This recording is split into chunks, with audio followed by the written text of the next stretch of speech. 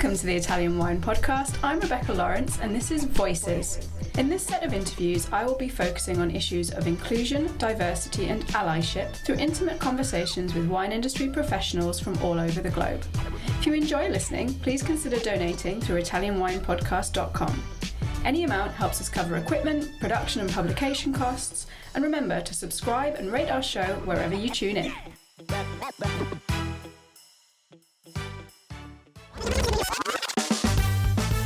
Before the show, here's the shout out to our new sponsor, Wine. Wine has been the largest wine shop in Italy since 1920. They have generously supplied us with our new t-shirt. Would you like one? Just donate €50 and it's all yours. Plus, we'll throw in our new book, Jumbo Shrimp Guide to International Grape Varieties in Italy. For more info, go to ItalianWinePodcast.com and click donate, or check out Italian Wine Podcast on Instagram. Welcome to the Italian Wine Podcast. This is Voices with me, Rebecca Lawrence, and this week I'm joined by JiYing Jamie Feng. Welcome to the podcast, Jamie. How are you doing? Yeah, I'm fine. Thank you for having me. I'm delighted to be here. Super excited to be able to talk to you. We just met in Verona, so this is a nice opportunity for me to get to know you a little better. I like to start most of our conversations with a little bit of an intro, asking my guest to introduce themselves to our listeners. So maybe you can tell us a little bit more about yourself and what you're currently working on. Sure. So I was born and raised in southeast China, just the border with Russia, which means that I have absolutely no one background because I came to France studying in 2013. So I spent an year to learn French language and I started my wine journey in Reims in 2014. I finished my master's degrees in 2017 and started immediately my WSET Diploma and achieved the qualification in 2019. So currently working as a wine buyer for Nysa in Paris. Nysa is an independent network of wine retailers having a strong identity made in Paris. So quite dynamic and modern. We tend to guide our customers to pair their moments in life with wines, such as girlfriend wines, Netflix, night fever, after work. So it is obvious that we have a French wine focus representing 90% in the selection, but also increasingly focus on Italian wines. Besides my primary job in Nysa, I'm also a wine educator and occasionally working as a sommelier in restaurant. Wow, so you're keeping yourself busy with lots of things. Yeah, emerging wine world. How did you, so I was looking at the Nysa website and like you say, it's a very modern approach to wine. I love this idea of, pairing wine to moments in your life.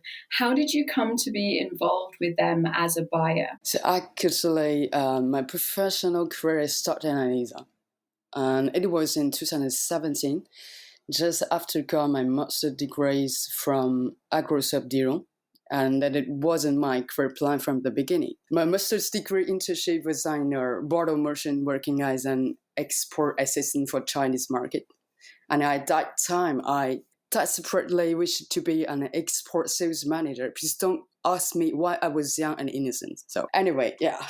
It wasn't until 6 months later that it turned out that it was not the right decision, I was tired of the paperwork, the translation, administrative work. So I moved back to Paris and I decided to start my WSET Diploma journey. And it was not an easy decision for me because it was just my third year starting one and my one acknowledged were far from doing it. So I was considering finding a part-time job to manage the intensive program of diploma. Meanwhile, I could earn some money. So it was then Nysa offered a part-time wine sales job and I attended the interview and I got hired. It's easy. Now I realize that it was such a brilliant idea to work in one shop when preparing diploma because you could taste wine and train yourself within your job in attending staff tasting sessions or tasting new wines with producers, but also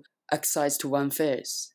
So I worked really hard during these 2 years. And I devoted much of my private time, so bye-bye parties or bye-bye vacations. Yeah, I did not go back to China during these 2 years neither. It's such a big sacrifice, yeah. So diploma was the priority. Fortunately, so during my 2 years we studied, Nysa was curing rapidly as well.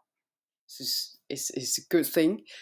From 9 shops in 2017 when I joined the team to 45 shops, including one shop in London, when I finished my diploma study. So just after I achieved my diploma qualification in 2019, I was promoted to be the purchasing team by recommendation. So my current purchasing manager, Charlie, I'm so happy to work with him. And coincidentally, he was the person who interviewed me for the job at the beginning. Yeah, it's a circle. So as the presenter, we're two in the team. In the world, I'm a lucky man. That's really cool. I hadn't realized actually we have several things in common, because I came to wine in a very similar way. I started my diploma at around 3 years into sort of learning about wine, and also decided to go into wine retail for exactly that reason. You suddenly realize that you can be exposed to all of these wines, and then you fall in love with it and you end up staying. Yeah. It was really cool because you work in shops, you establish the relations with customers, and to get this relation, and you could talk about anything or vinification technical question with the producers. It was really amazing. The 2 years I prepared my diploma, it was such a great idea to do it. So obviously you're based in Paris, you're immersed in this French wine world. So why did you make this decision to focus on Italian wines? Because we met during your time in Verona for Via, and you're incredibly passionate about Italian wines. So is this just something that you're coming to, or has it always been something you've loved? It's a very good question for me. You are right, Rebecca. In a matter of fact, French wine is still our main focus for Nysa. Because as in all major wine producing countries, it is no doubt that wine consumption in France comes mainly from domestic wines due to the enough quantity wine produced to meet the domestic demand. Why we increasingly focus on Italian wines? Because first, this is the most important. I love Italian wines, and I believe personally in Italian wines' potential and quality. So, in the point of a commercial view, according to an article I learned from Wine du Monde, the share of imported wines in national consumption in general keep increasing in France. And within this share, Italy occupies the first place in value for imported bottled wine markets. Even above all due to the success of Prosecco, driven by the success of the famous spritz and by an effective marketing strategy. So just let me say that the quantity volume, the first country is Spain, but in value it's Italy. So Italy wines are really unfair. In addition, we have to admit that French consumption of world wines is driven by sort of cuisine. What do I mean by that? When I work in the shop, people just came around with the raw materials for dinner and requested the wine to go with. So this is the culture, is the tradition. So we could say nowadays that restaurants specializing in Italian gastronomy are sort of the main promoters of Italian wine in France. However, as a wine merchant, always looking for originality, trying to diversify the offers. So Italy is the parent choice for me, for its diversified viticulture with native grape variety, and it is amazing. Nysa is always ambitiously to be the pioneer in the French wine market, and we're young, dynamic, and modern. We have an important share of younger generation consumers. We have a real power of influence on the wines that we sell, thanks to our proximity to our customers and the bond of trust that we establish with them. So we'll try our best to drop the train to Italian wines in France and to rediscover this country for its excellent quality price ratio, the adaptability of the product to market taste, and to the last point, Italian packaging are really attractive. Honestly, French label like a little bit creativity for me. Yeah. I was actually going to ask, like, what are the things you look for when you're selecting for the portfolio? Because it's quite a important job. Like you say, you've got this young, dynamic market. And I was going to ask, is packaging one of those things? What are the sort of other key things for an Italian wine entering the French market? What are you looking for to really hit the points for that younger drinking generation? So you talk about the selection of Italian wines or selecting wine in general? I was thinking particularly Italian because when I think about the French market, my sort of very limited experience of being in France is it has a huge production of wine itself, very traditional, very high quality, well thought of. And I wonder about how difficult it is for new producers from outside of the French market, so from Italy, to enter that and really gain traction, gain attention in the French market. Just as I said, I think the advantage of Italian wine is the different diversified wine styles. And if I selected Italian wines, actually I need to highlight that the quality is the key. So this is the most important thing in a wine, and it's the first thing that we look at. So Nysa is quite open-minded, as I said. So we already have a decent wine list, the French wines. So we are not looking for wines from well-known regions or prestigious appellation producers in Italy, because we have this wine in our selection, but they are not the standards. We are looking for originality, and they keep seeking to the true lifestyle Italian wineries and hear about their histories, the sacrifice they do to make fantastic wines. And so that makes sense to me, and it inspires to me, and it really make me come out to my job. So I think this is very important. So in reality, we're sort of immersed in mails and proposals. So just as I said, the packaging and the selection. The first thing is to see if the winery is interested in being represented by us. And I think this is a fair question.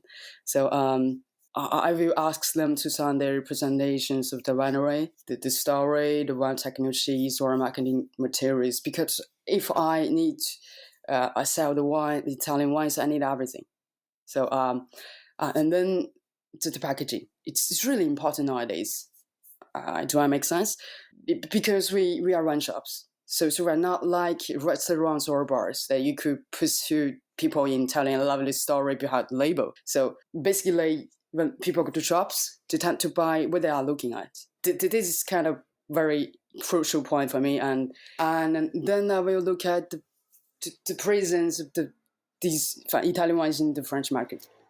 So if one can of Italian wine is widely distributed, and I will likely not give a chance price simply for two reasons. The first is the price may be competitive, and the second is so we have a kind of limited place in the wine list.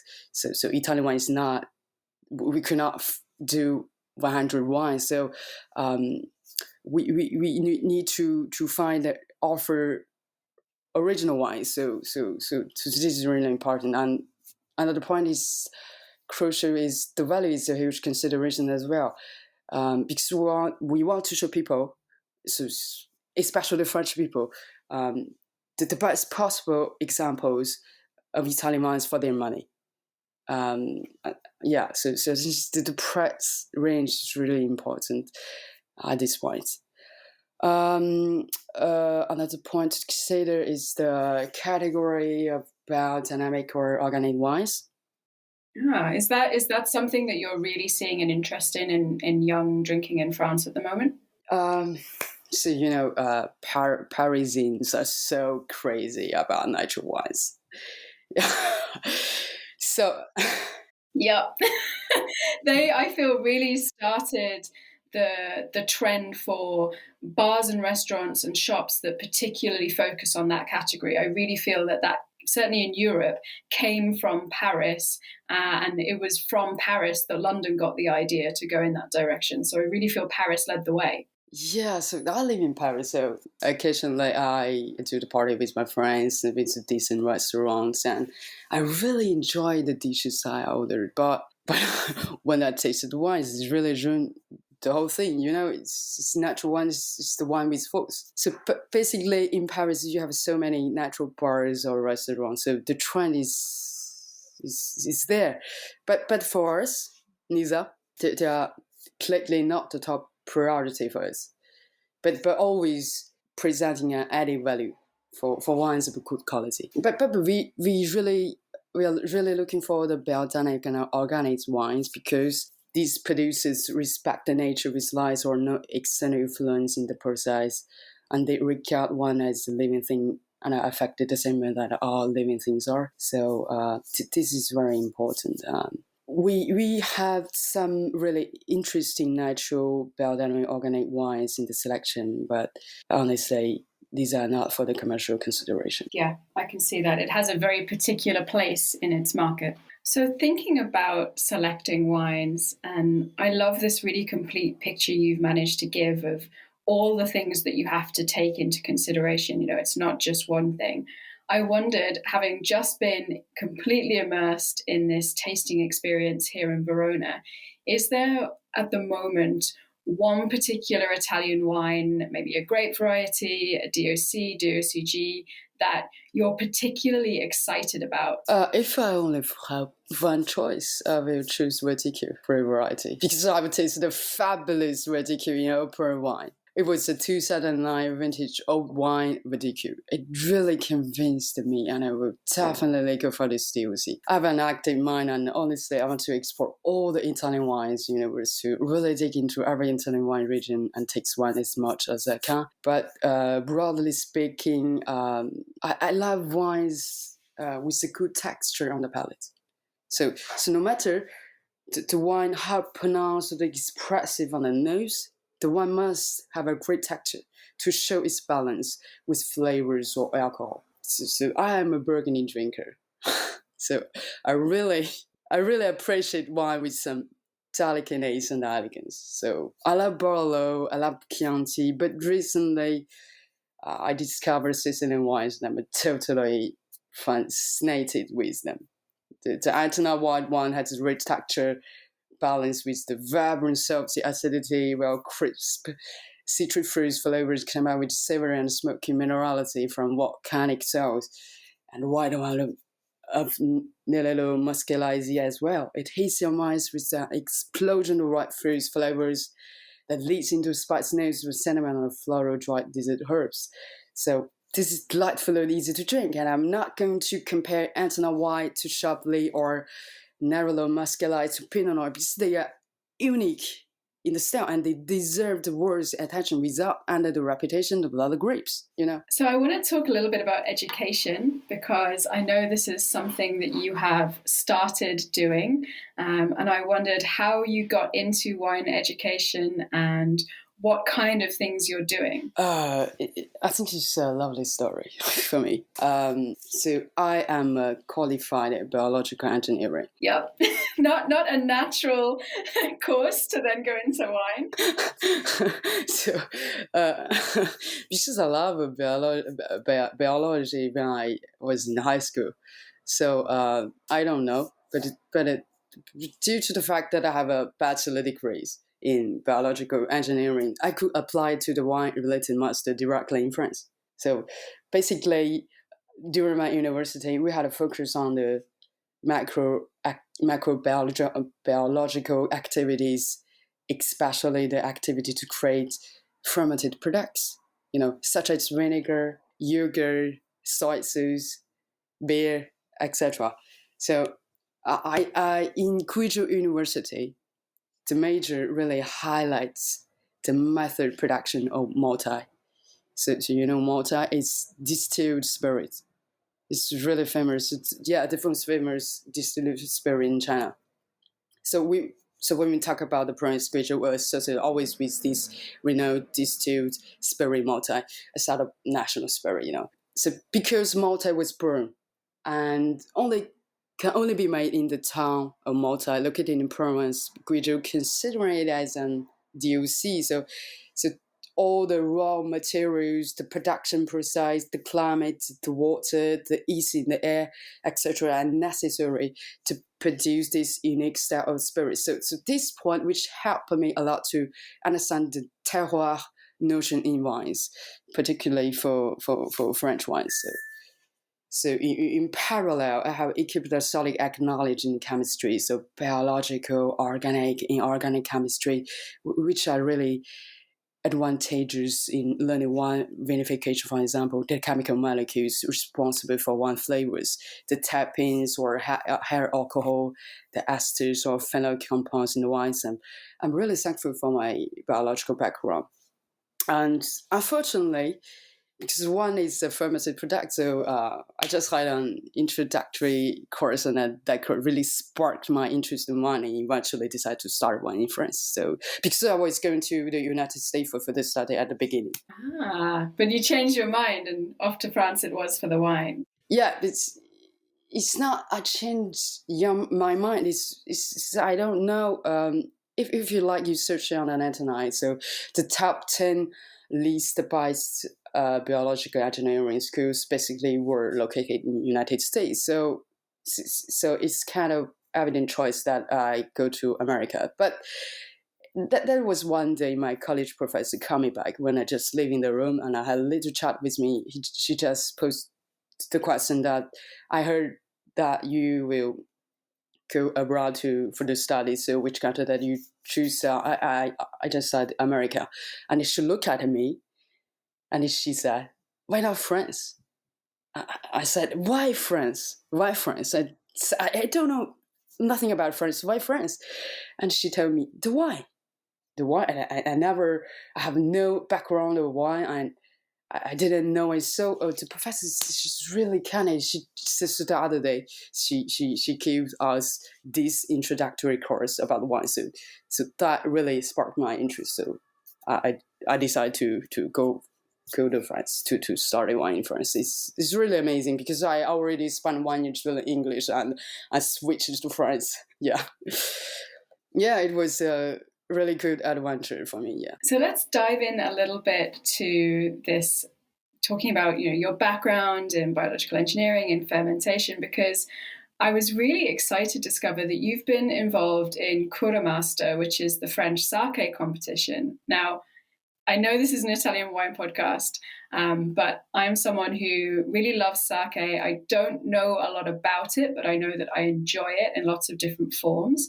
So I was wondering if you could give our listeners a little background about how you came to be involved in this and how it's different, maybe judging sake to judging other forms of things like wine. Yeah, so it's another amazing story. It's really, so I think everyone that you made in your life, it just have a meaning, So just bring out the best in you. So I will tell the story.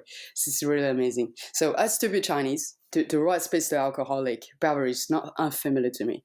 So, but unfortunately, despite brewing technology originate from China, but it's Japan that has continuously improved this technology. So my first experience with sake, Nihonshu, was in a masterclass organized by Wine Expo Bordeaux in 2017. I have tasted different kinds of Nihonshu. Some were out of the ordinary, like sparkling sake, or Kushu vintage aged sake, or some Namazaki, etc. So other than the popular category Junmai, Jinju, or Junmai. But it wasn't until 2019 that I started working as sommelier in the restaurant Dame de Pic. So why do I work at a sommelier in my part-time? Because in my opinion, it is really cool to work as a sommelier in a fine restaurant, doing wine services and making fantastic wine, food pairing, and then you persuade the customer to trust you with your wine and food pairing acknowledgement and talents in limited time. It's so cool. However, as I said, I have a biological engineering background and I passed my advanced degrees, but I knew absolutely nothing about sommeliers. So I wasn't formally trained. But it was Paz Levinson who encouraged me to give it a shot.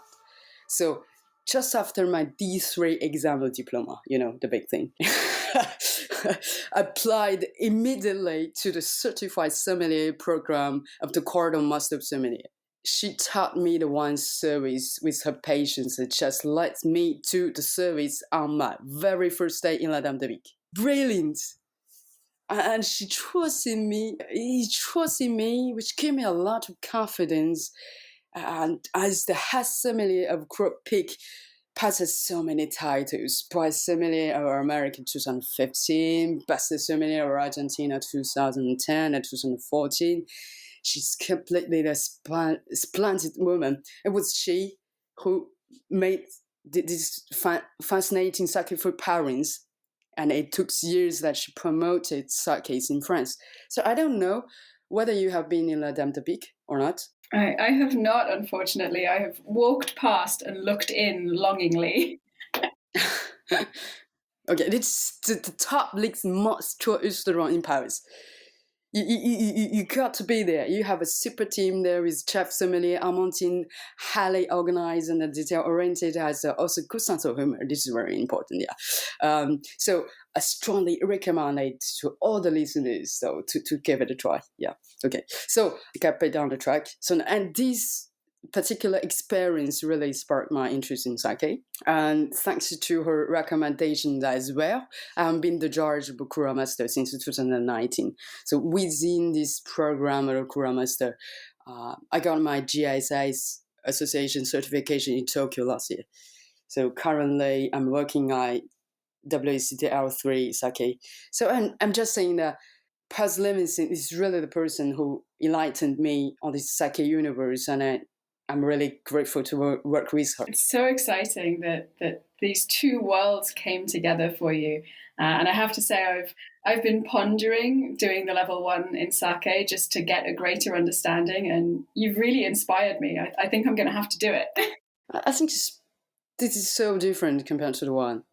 I don't know, you have you tasted any sake? So what kind of style of sake that you like? Yeah, gosh, I don't know any of the names, but I was fortunate enough to go to Japan in 2019 with a colleague of mine who is fluent in Japanese. So she was able to choose lots of different styles for us to try during the trip.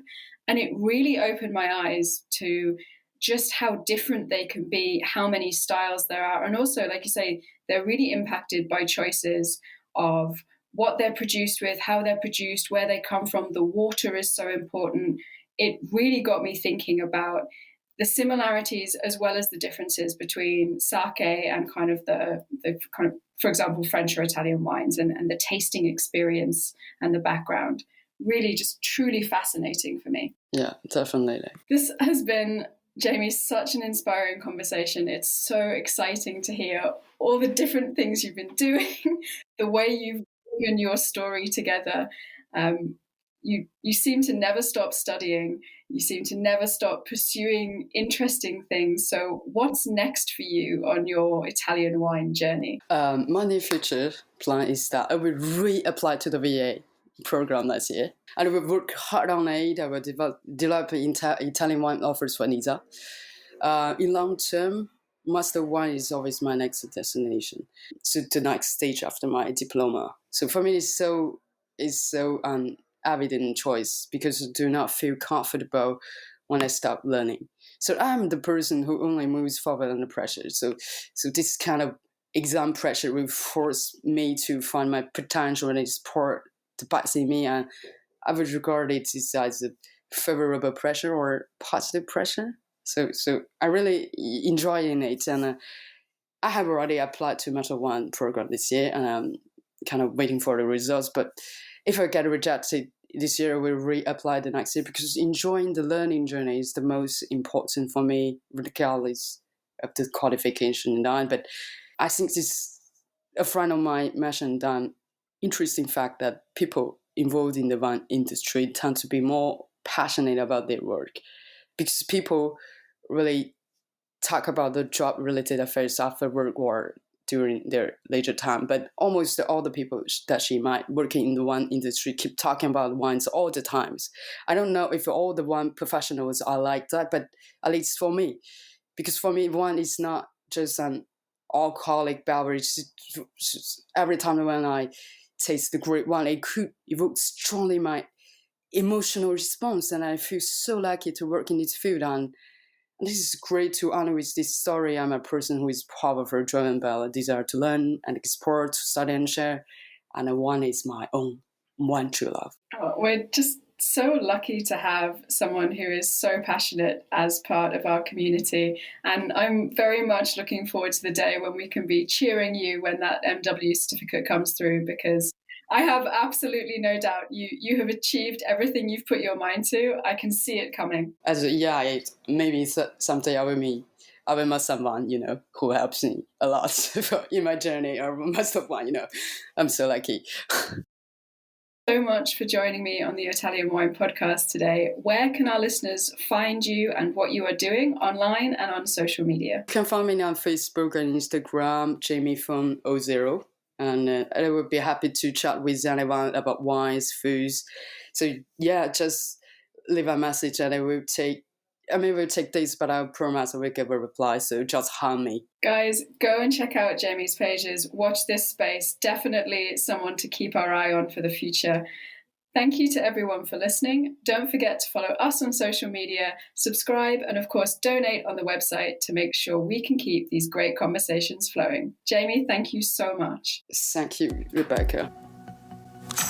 Listen to the Italian Wine Podcast wherever you get your podcasts. We're on SoundCloud, Apple Podcasts, Spotify, Himalaya FM, and more. Don't forget to subscribe and rate the show. If you enjoy listening, please consider donating through ItalianWinePodcast.com. Any amount helps cover equipment, production, and publication costs. Until next time, JiYing.